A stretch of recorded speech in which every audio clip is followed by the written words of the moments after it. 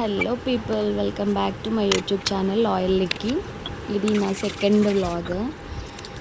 Literally అండి, ఫ్రాంక్గా చెప్తున్నాను, ఇది నా సెకండ్ వాయిస్ ఓవర్. ఈ ఫుల్ వ్లాగ్కి 2 times ఇచ్చాను. అనుకోకుండా ఏదో ప్రెస్ చేసి అసలు మాట్లాడిందంతా డిలీట్ అయిపోయింది. అంటే యూట్యూబర్స్ కష్టాలు ఇట్లా ఉంటాయని మన ఎక్స్పీరియన్స్ అయిన తర్వాత క్లియర్గా అర్థమవుతుంది. ఇది డైలీ రొటీన్. ఈవినింగ్ అంట్లన్నీ తోమేసుకొని ఏదన్నా ఒకటి షేర్ చేసుకుందాం అంటే ఇప్పుడే కదా స్టార్టింగ్ ఎలాంటి కాంటెంట్ చేయాలి, అసలు ఎట్లా అప్రోచ్ అవ్వాలి, ఎట్లా చేయాలి అనేది ఇక్కడ మీతో నేను షేర్ చేసుకుంటున్నాను. షార్ట్స్ అయితే ఆల్మోస్ట్ 98 వీడియోస్ వరకు నేను పెట్టాను, చిన్న షార్ట్స్. కానీ షార్ట్స్ పెట్టడం వల్లే వాచ్ అవర్స్ పెరగవు అని రియలైజ్ అయ్యాను, తెలుసుకున్నాను. ఇక్కడ వ్లాగ్స్ కూడా పెట్టాలి అని తెలుసుకున్నాను. కాబట్టి సరే చలో ట్రై చేద్దాం, వ్లాగ్స్ కూడా ఎట్లా ఉంటాయో చూద్దాము, మనతో ఏమవుతుందో అని. అసలు మాట్లాడాలి, first of all voice over ఇవ్వాలి. దేని గురించి ఇవ్వాలి? పర్టికులర్ టాపిక్ గురించే ఇవ్వాలి. మనం పర్సన్ ఉంటే మాట్లాడి టైం తెలీదు. అయితే ఇప్పుడు మన కెమెరానే మన పర్సన్, అంటే మన ఇంటెన్షన్స్, మనం ఏం షేర్ చేసుకుందాం అనుకుంటున్నామో అదే కాంటెంట్, అదే టాపిక్ కదా. సో అదన్నమాట. ఇక్కడ నా కోసం చాయ్ పెట్టుకుంటున్నాను. మా పిల్లలు ఇద్దరు లేవలేదు కదా, కొంచెం రిలీఫ్గా ఉంటుందని చెప్పి ఎలాంటి డిస్టర్బెన్సెస్ లేకుండా హ్యాపీగా చాయ్ తాగుదామని చెప్పి నా కోసం చాయ్ ప్రిపేర్ చేసుకుంటున్నాను. మా చిన్నోడికి పాలు కాగబెట్టి పక్కకు పెట్టేశాను.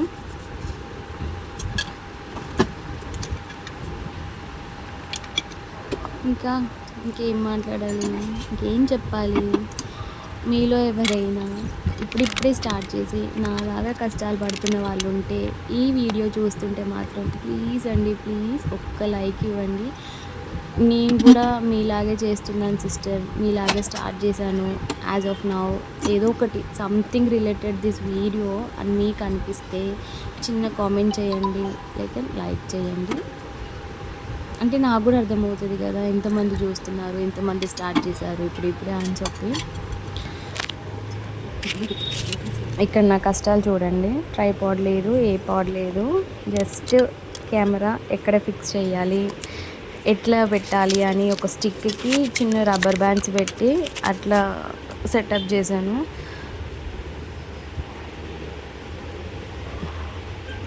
వస్తుందా బాగా రావట్లేదా అని చెప్పి చూసుకుంటున్నాను ఇక్కడ.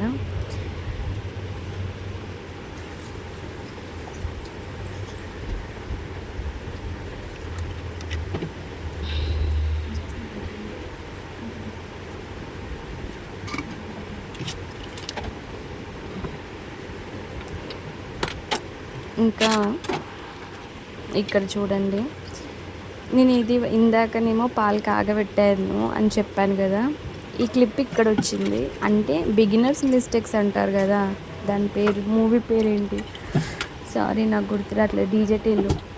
ఇవన్నీ బిగినర్స్ మిస్టేక్స్ అని చెప్పి, ఇవన్నీ బిగినర్స్ మిస్టేక్సేనండి. మరి వీడియో చూస్తుంటే నాకు ఇప్పుడు అర్థమవుతుంది, అరే ఈ క్లిప్ అక్కడ రావాలి కదా అని చెప్పి.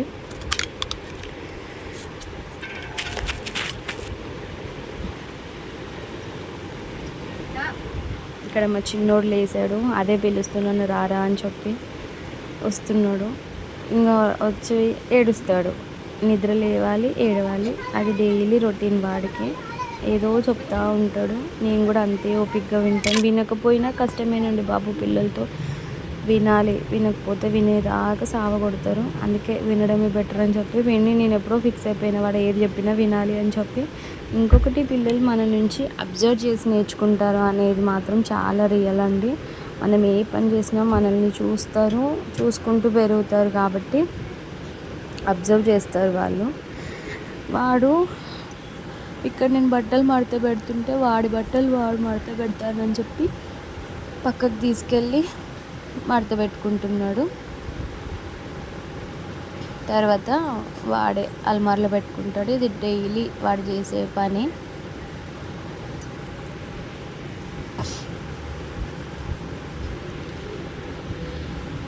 కంటిన్యూగా మాట్లాడాలంటే అసలు మాటలు రావట్లేదండి బాబు. ఫస్ట్ కదా, కొంచెం కొత్తగా ఏం మాట్లాడాలి అంటే ప్రిపేర్ అవ్వాలి. ఇంకా అన్ ప్రెజెంట్ అయితే నాకు ఏది తోచుతుంది మాట్లాడదాము అనే ఒక ఇంటెన్షన్తో ఉన్నా కాబట్టి మాటలు టక టక టక టక రావట్లేవు.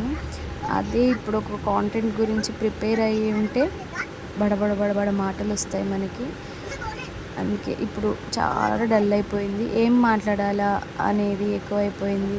ఎంతసేపు వ్యూస్ ఎన్ని వస్తున్నాయి, చూస్తున్నారా లేదా, రీచ్ వస్తుందా రావట్లేదా, సక్సెస్ అవుతామా లేదా. అరే భయ్, మనం ఇప్పుడే స్టార్ట్ చేసాము, మనకు అప్పుడే సక్సెస్ అనే ఆలోచన వద్దు. జస్ట్ మనం పెడుతున్నామా, రీచ్ అవుతున్నాయా, అసలు మనం నెక్స్ట్ ఏ కంటెంట్కి పనికొస్తామో, మనతో అవుతుందా కాదా, ఇంతవరకే ఆలోచించుకోవాలి. ఫస్ట్ సక్సెస్ మనం చేస్తూ ఉంటే, కన్సిస్టెన్సీ మెయింటైన్ చేస్తూ ఉంటే సక్సెస్ తనంతట తానే వస్తుందండి. కాంటెంట్ బాగుండాలి అంతే. మా బుడ్డోడు తెచ్చి వాడి బట్టలు ఇస్తున్నాడు. ఆ 2 బట్టలు నేను ఇంతసేపు మడత పెట్టాడు. వీడు వచ్చి చూస్తున్నాడు, అమ్మ నువ్వు కెమెరా పెట్టావా ఇక్కడ అని చెప్పి వాడు వచ్చి రాని మాటలతో నన్ను అడుగుతున్నాడు. అవునరా నాన్న పెట్టాను అని చెప్పి ఇక్కడ పక్కంతా సదిరి బెడ్ అంతా దులిపేసి ఇల్లంతా నీట్గా ఊడ్చుకుంటూ వస్తున్నాను. నాకు కొంచెం ఓసిడి ప్రాబ్లం ఉందండి. ఓసిడి అంటే బాగా ఓసిడి కాదనుకోండి, కొంచెం నీట్గా ఉండాలని చూస్తాను, ఆర్గనైజ్డ్గా ఉండాలని కోరుకోను. ఎందుకంటే పిల్లలు ఉన్నప్పుడు ఆర్గనైజ్డ్గా ఉండాలి అని అనుకోవడం బ్లండర్ అని నాకు అనిపిస్తుంది. వాళ్ళు ఉంచరు. ఫస్ట్ ఆఫ్ ఆల్ పెట్టిన వస్తువు పెట్టిన దగ్గర ఉంచరు కాబట్టి నీట్గా అండ్ క్లీన్గా ఉంటే సరిపోద్ది. ఇంక ఇక్కడ మా చిన్నోడు నేను ఇల్లంతా ఊడ్చుకొని వస్తుంటే వాడే చెత్తచాట తీసుకొని డోర్ మ్యాట్స్ దులిపి అక్కడ పెడతాడు. వాడు రెగ్యులర్గా వాడికి అలవాటు అయిపోయింది. ఇంకా వాడిని చూస్తూ మా చిన్నది కూడా అలవాటు చేసుకుంది. వాడు ఎప్పుడైనా లేని టైంలో మా చిన్నదే వచ్చి అమ్మ అని చెప్పి చెత్తచాట తీసుకొని వచ్చి ఇస్తుంది నాకు. మనం చేసే పనుల నుంచి నేర్చుకుంటారని అంటారు కదా. మా చిన్నపిల్లలు ఇద్దరు, నేను వాళ్ళిద్దరిలో అది అబ్జర్వ్ చేశాను.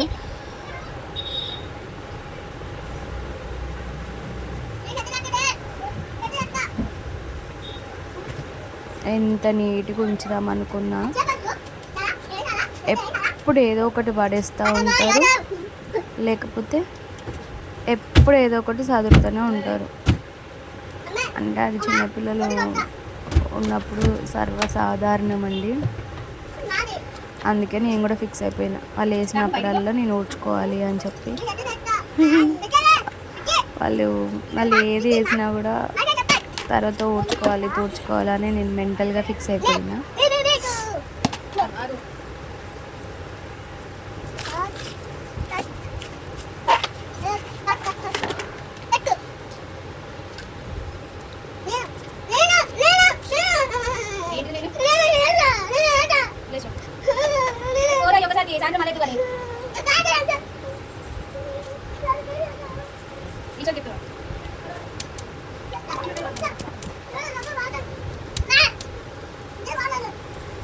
మనకి ఎడిటింగ్ స్కిల్స్ ఖచ్చితంగా వచ్చి ఉండాలండి. ఇక్కడ నేను కొన్ని క్లిప్స్ కట్ చేయడానికి చూస్తున్నాను కానీ అది కట్ అవ్వలేదు, మళ్ళీ వచ్చినాయి. ఇక్కడ ఇది కూడా, ఈ క్లిప్ ఇప్పుడే వచ్చేసింది. అంటే నేను దోసపిండికి నానబెట్టిన తర్వాత వచ్చే క్లిప్ ఇప్పుడే ముందే వచ్చేసింది. నానబెట్టి రుబ్బి దీని తర్వాత ఈ క్లిప్ రావాలి. యాక్చువల్గా ఇది పట్టేసి మూత పెట్టిన తర్వాత క్లిప్ రావాల్సింది, కానీ ఇది ముందే వచ్చింది. నాకు ఇంకా ముందు అయింది ఈ క్లిప్. అంటే ఇది కూడా బిగినర్స్ మిస్టేక్స్ అంటారు కదా, ఇది కూడా సెకండ్ బిగినర్ మిస్టేక్.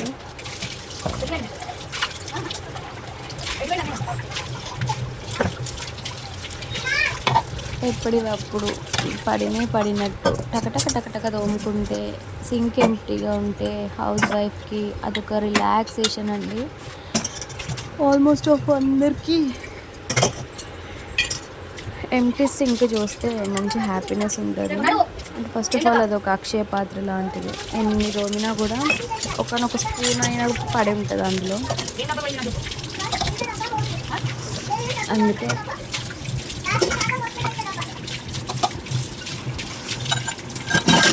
పడినట్టు వెంట అంత తోమేసుకోవాలి.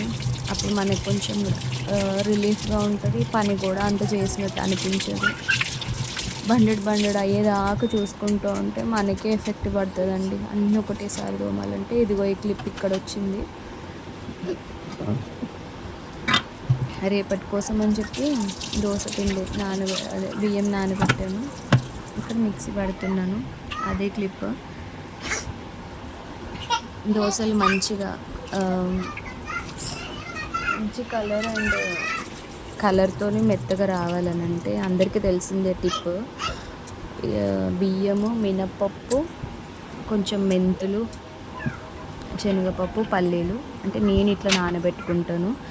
అండ్ పట్టేటప్పుడు కొంచెం ఒక పిడికడ అన్నం వేసుకుంటే దోశలు మెత్తగా వస్తాయి, టేస్టీగా వస్తాయి. మిక్సీ పట్టిన తర్వాత ఒక 5 minutes వరకు కలుపుతూనే ఉండాలి. ఇక్కడ నా మొహం కనబడుతుందని చెప్పి ఇటు టర్న్ చేశాను. ఎంతైనా మన వీడియో మనం చూసుకుంటే అబ్బా మనం ఏంటి ఇట్లా చేస్తున్నాము అని కొన్ని టైమ్స్లో అబ్బా భలే చేసాం కదా అని చెప్పి self realisations and self appreciations ఉంటాయి. ఈ మిస్టేక్ ఇక్కడ చేయాల్సింది కాదు అని చెప్పి. అట్లా ఆఫ్టర్ మ్యారేజ్ అండి చాలా నేర్చుకుంటాం కదా. మనకి అసలు ఇక్కడ నుంచి వస్తుందేమో అంత ఓపిక బిఫోర్ మ్యారేజ్ ఉండదు. అంటే ఉండదంటే మొత్తంతో ఉండదని కాదండి, కొంతమందిలో ఉండదు. నేను చేయాలా ఇప్పుడు, నేను చెయ్యను అంటే స్కిప్ చేస్తూ ఉంటాను. ఆల్మోస్ట్ ఆఫ్ స్కిప్ నేను చెయ్యను. ప్రతిదానికి రీజన్స్ చెప్తాము. అదే ఆఫ్టర్ మ్యారేజ్ కిచెన్కే అంకితం అయిపోతాము. డే స్టార్ట్ అయ్యేదే కిచెన్ నుంచి. పెళ్ళికి ముందు నచ్చిన పనులన్నీ పెళ్ళి తర్వాత బాధ్యతలాగా తయారైపోతాయి. అండ్ ఆల్సో విత్ కిడ్స్ ఇవన్నీ హ్యాండిల్ చేసుకుంటూ ఉంటాను. ఏదైనా సరే నచ్చితే ఎంత కష్టమైనా ఓర్చుకుంటామని కష్టమైనా ఓర్చుకోవాలి, ఓర్చుకొని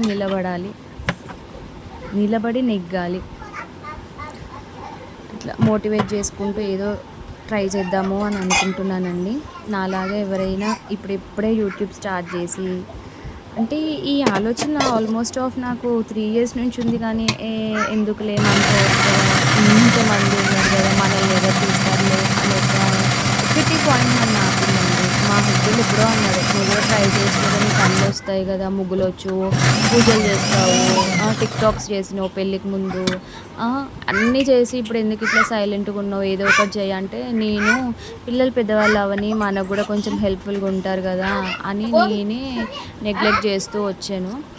కానీ మళ్ళీ ఒక 2 months బ్యాక్ నుంచి అందరినీ చూస్తాను. ఎందుకంటే ఆ 3 years బ్యాక్ నుంచి చూసిన వాళ్ళు ఇప్పుడు మంచి పొజిషన్లో ఉన్నారంటే అంటే వాళ్ళు కష్టపడింది వచ్చారని కాదు. అంటే ఇన్ని ఇయర్స్ పట్టింది వాళ్ళు సక్సెస్ చూడడానికి. మనం కూడా అప్పుడు నెగ్లెక్ట్ చేయకుండా స్టార్ట్ చేస్తుంటే మేబీ మనకు కూడా ఇట్లా వస్తుండే కావచ్చు, వ్యూస్ కానీ సంథింగ్ ఏదైనా మనం అచీవ్ చేసే వాళ్ళం కదా అని ఇప్పుడు రియలైజ్ అయ్యి ఇప్పుడు స్టార్ట్ చేశాను. ప్రాసెస్ లేట్ అయినా, ప్రాసెస్ కొంచెం లెందీ అయినా కూడా ఇప్పుడైనా స్టార్ట్ చేశాను కదా అని సెల్ఫ్ అయితే కొంచెం హ్యాపీగా ఉందండి. అదే చెప్తున్నాను. ఎవరో ఏదో అంటారు, ఎవరి కోసమో మనం చేయొద్దు, మనకి ఇప్పుడు వస్తుందా, ఇలాంటి నెగటివ్ థాట్స్ ఏదైనా ఉంటే బంద్ చేసేయండి. కాంటెంట్ ఏదైనా సరే మన లోపల టాలెంట్ ఉంది, కన్సిస్టెన్సీ మెయింటైన్ చేసుకుంటూ మనం ఎవ్రీడే కాకపోయినా ఎవ్రీడే అట్లీస్ట్ 2 shots 3 to 4 daysకి ఒక లాంగ్ వీడియో పోస్ట్ చేస్తే కొంచెం లేట్ అయినా మంచిదే, కానీ ఛానల్ అనేది రన్ అవుతూ ఉంటుంది. ఇఫ్ ఇన్ కేస్ లేదు మనం పెట్టకుండా ఒక 10 days నేనే ఎక్స్పీరియన్స్ అయినా. ఎందుకు అనంటే మా హస్బెండ్కి 1 week bed rest, hospital admit అయ్యాడు, టైఫాయిడ్ వచ్చిందని చెప్పి. నా షార్ట్స్లో మీకు తెలుస్తుంది చూస్తే. అప్పుడు నేను అసలు ఏం షార్ట్స్ పెట్టలేదు, అసలు ఓపెనే చేయలేదు యూట్యూబ్. నాకు మినిమం వ్యూస్ కొన్ని వచ్చాయి, వాచ్ అవర్స్. అవి ఆల్మోస్ట్ ఆఫ్ 7 చూపించింది. అంటే 80.0 వాచ్ అవర్స్ నుంచి 7 వరకు వచ్చాయి నాకు. అంటే అంత పడిపోయింది. అసలు మనం ఓపెన్ చేయకున్నా, చూడకపోయినా కూడా అంత డిలే అవుతది. అసలు పట్టించుకోదు కూడా మనల్ని యూట్యూబ్. అందుకే చెప్తున్నాను. కన్సిస్టెన్సీ మెయింటైన్ చేయండి. ఇంతవరకు ఓపికగా విన్నందుకు, చూసినందుకు థ్యాంక్ యూ సో మచ్ అండి. నచ్చితే సబ్స్క్రైబ్ చేయండి. బాయ్. Thank you.